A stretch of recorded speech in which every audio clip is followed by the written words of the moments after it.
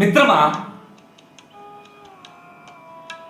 సొద్దగింజ చెప్పిన సోది విద్దామా? మూలమేమిటో కందామా? ప్రతిదీ, ప్రకృతిలోని ప్రతి వస్తువు జ్ఞాన ప్రబోధాన్ని అందిస్తుంది. చూడు, చేప నాలుక భ్రమకు నేను బలయ్యాను, మీరు నాలుకను జయిస్తే మీ జన్మ ధన్యమని చేప జ్ఞానాన్ని బోధిస్తుంది. మరి కంటి భ్రమకు లోనై మంటలో నా జన్మ కాలిపోయింది, నా బ్రతుకు ఆరిపోయింది కనుక కంటి భ్రమను జయించి మీ జీవితం ధన్యం చేసుకోండి అని మిడత చెబుతుంది. మరి ముగ్గు భ్రమ అంటే పరిమళానికి పనికి మాలిన బంటుగా బతికి మూర్ఖత్వంతో నా జీవితాన్ని నేనే పద్మంలో బంధించి జీవితాన్ని నిరర్ధకం చేశాను కనుక ముగ్గు భ్రమకు అంటే నాసిక భ్రమలో పడొద్దు, మీరు నా మాదిరి నలిగిపోతారు అని తేనెటీగా. మరి చెవి భ్రమకు అంటే సంగీతానికి దాసులు కాకండి, ఎందుకంటే ఇదిగో జింక లేక నాగరాజు ఆ సంగీతానికి చెవి భ్రమకు లోనై మా జీవితం చెడిపోయిందని, మీ జీవితాన్ని సార్థకం చేసుకోవాలంటే స్తుతి నిందలకు, మంచి చెడ్డలకు, మానవ మానాలకు కేవలం సాక్షులై వినండి, ఆత్మ సాక్షిని పట్టుకోండి. అప్పుడు మాత్రమే మీరు చెవిని జయించిన వారు. అంటే మిత్రమా, ఈ చెవి మన జీవితాన్ని భద్రంగా నడుపుకుంటే రక్షిస్తుంది, లేదంటే భక్షిస్తుంది. ఇంకా ఐదవది స్పర్శ అంటే చర్మధర్మం. చర్మానికి అంటే స్పర్శ సుఖానికి జీవితాన్ని కోల్పోయింది ఏనుగు. గజం మావటి వానికి చిక్కి తన జీవితాన్ని దుర్భరంగా మార్చుకుంటుంది. రాజులాగా బతకాల్సిన గజం స్పర్శ సుఖానికి బందీగా మారి తన జీవితంలోని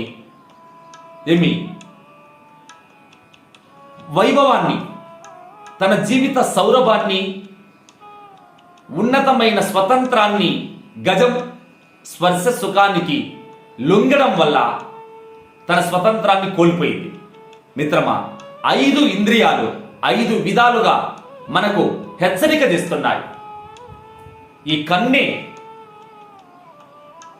ఊర్వశి, ఈ నాలుకే రంభ, నీ ముక్కే ఘృతాచి, నీ చెవి తిలోత్తమ, నీ మేను మేనక, అశ్వరసలు 5 మంది, నీ తలకాయే స్వర్గం. ఆ స్వర్గ సీమలో 5 మంది అశ్వరసలు ఆడుతున్నారు, పాడుతున్నారు. నిరంతరం నిన్ను పిప్పి చేసి బొప్పి ఒలిసి నీ జీవితాన్ని నొప్పులతో ముంచెత్తి అప్పుల పాలు చేస్తున్నారు. కనుక ఈ అప్పుల నుండి నువ్వు తప్పించుకోవాలంటే మిత్రమా, ఇదిగో ప్రతి ఒక్క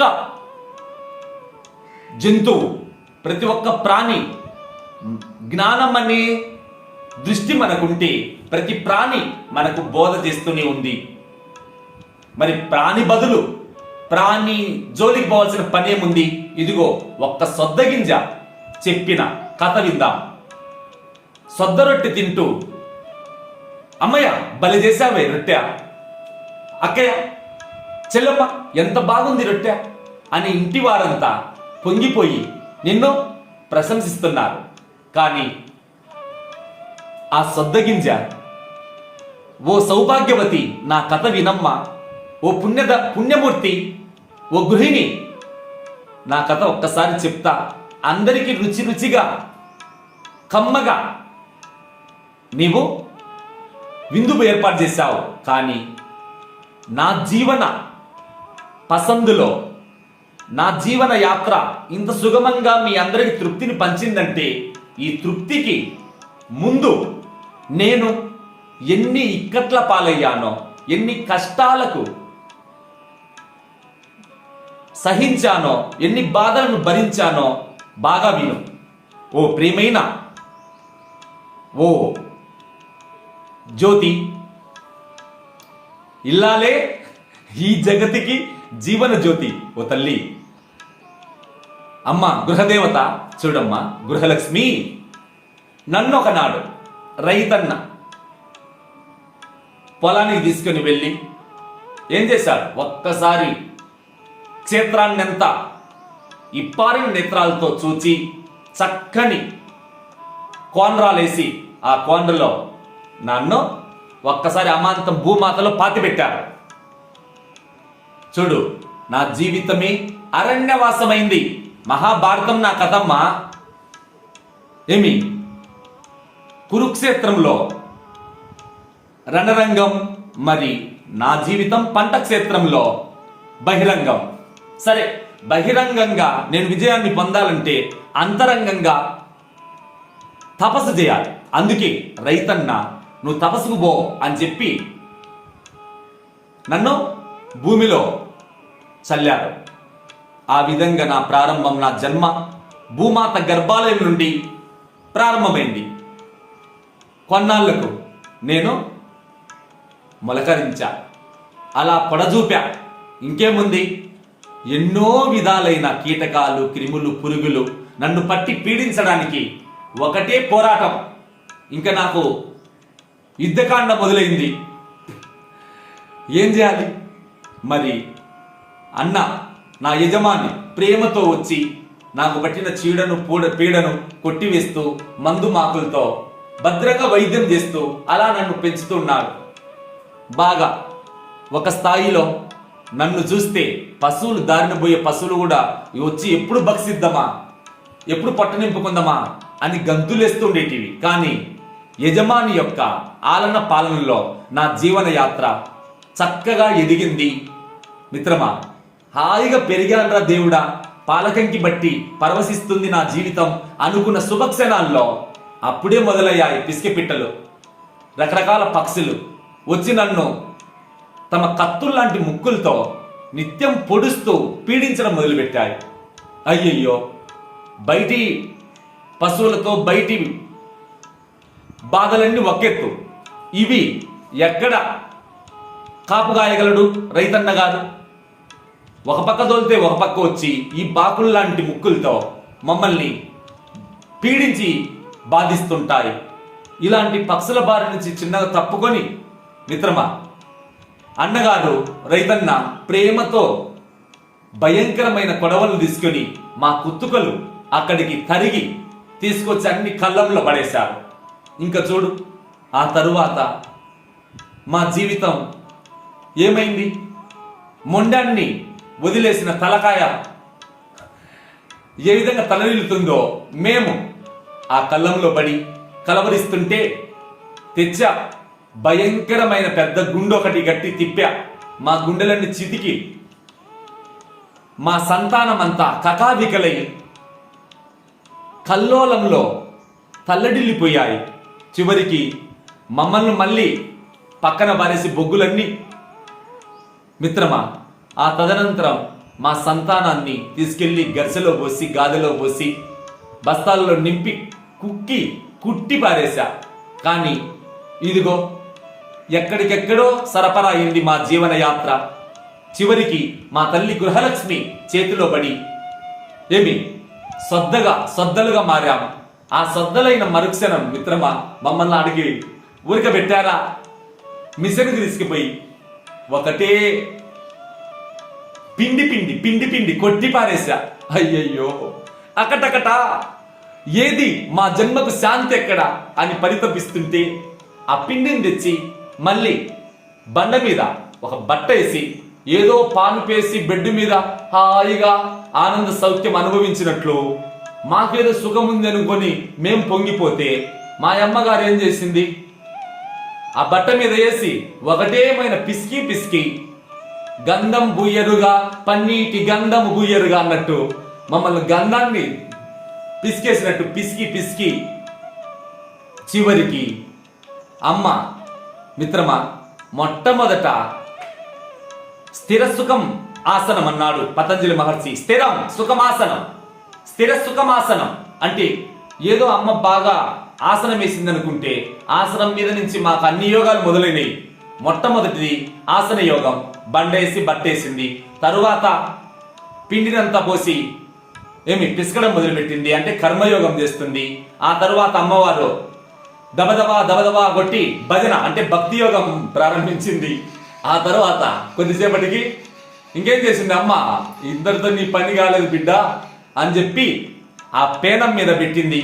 ఇంకేమిది మొదలైంది జ్ఞానయోగం. కిందికి పైకి పైకి కిందికి ఒకటే ఎక్కువ పెట్టి దృష్టి నిక్కబెట్టలేక ఏ విధంగా తప్పించిపోతామో మిత్రమా, నాసికములో దృష్టి నడిపించుమన్నా నడిపించి అరిని నమ్మి ఉండన్నా, నమ్మి నవరత్నాల పీఠం ఎక్కన్నా, పీఠం ఎక్కితే అమ్మ పిలుచునో ఎన్నా, పిలిచినంతట నీవు నిలిచి ఉండన్నా, నిలిచి ఉండిన వాడే నిజ గురుడన్నా అన్నాడు వీరగురుడు. మిత్రమా, ఇక్కడ ఆ తరువాత అమ్మ కిందికి పైకి కిందికి పైకి పైకి కిందికి ఎన్నెన్నో చిత్ర విచిత్రమైన జ్ఞాన దృష్టిలో ఈ సంకల్ప భ్రమలన్నిటిని ఛేదించుకొని జ్ఞాని పరిపక్వమై ఉత్తమ బ్రహ్మానందాన్ని పొంది జ్ఞాని పరమ సుఖంతో శోభించినట్లు మేము చక్కగా జ్ఞానయోగంలో నిష్ణాత పొందిన తర్వాత ఆ రొట్టె ముక్కలను తీసుకుని కమ్మగా గృహ యజమాని తింటుంటే అది గదరా మా జీవితాన్ని ధన్యం చేశాడు. మా యజమాని ఎన్ని కష్టాలు పడినా ఆయన చేసిన కష్టానికి కమ్మని విందుతో మా జీవితం ముగించింది. మిత్రమా, ఓ ప్రియమైన సహోదర, ఎంతని చెప్పగలం? కనుక నేనుండేది చిన్న గింజనేనైనా నాలో ఎంత చక్కటి మహాభారతంలాగా అంతర్గర్భితమై నా కథ దాగి ఉంది.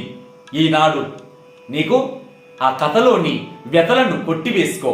నా జీవితంలాగా నీవు ఎన్ని కష్టాలను సహిస్తావో అప్పుడు మాత్రమే ఈ ప్రపంచానికి ఇష్ట దేవతవై ఇష్ట సిద్ధులను సంపాదించి, మిత్రమా, నీవు భూమి మీద కాలు పెట్టినప్పుడు అందరూ పకపక నవ్వారు, కానీ నువ్వు పరితపించి విలపించావు.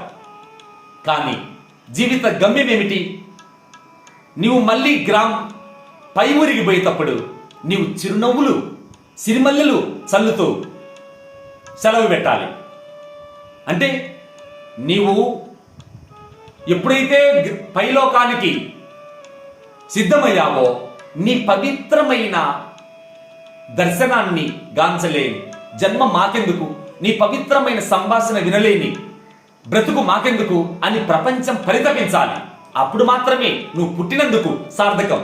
లేదంటే పుట్టలో చెదలు పుట్టదా గిట్టదా? ఆ చెదులు మాదిరి నువ్వు వద్దు మిత్రమా. తల్లి తండ్రి, తల్లి సత్యం, జ్ఞానం తండ్రి, ధర్మం అన్న దయ స్నేహితుడు, శాంతి భార్య, క్షమాపుత్ర, ఈ పవిత్రమైన సద్గుణాలు నీ దగ్గర ఉంటే ఈ పవిత్ర ధర్మాలను నువ్వు తొందరగా సంపాదించి కూడబెట్టుకో. మిత్రమా, శతకోటి నీ పక్కన ఉన్నా నీ వెంట పుచ్చిన ఒక్క కూడా రాదు. నువ్వు నమ్మి 3 పూటలు పెంచిన నీ దేహమే మట్టి పాలై కాటిలో బూడిదైపోతుంటే నీ ధనం శాశ్వతమా? కనుక లక్షాధికారైన లవణమన్నమే గాని మెరుగు బంగారం మింగబోడు. కనుక జాగ్రత్త మిత్రమా, ఉత్తిష్ట జాగ్రత్త, ప్రాప్యవరా నిబోధత. మేలుకో, ఆశను జయించి ఆశయంతో జీవించు. అప్పుడే నీ జన్మ సార్థకం. ఓం తాత్స.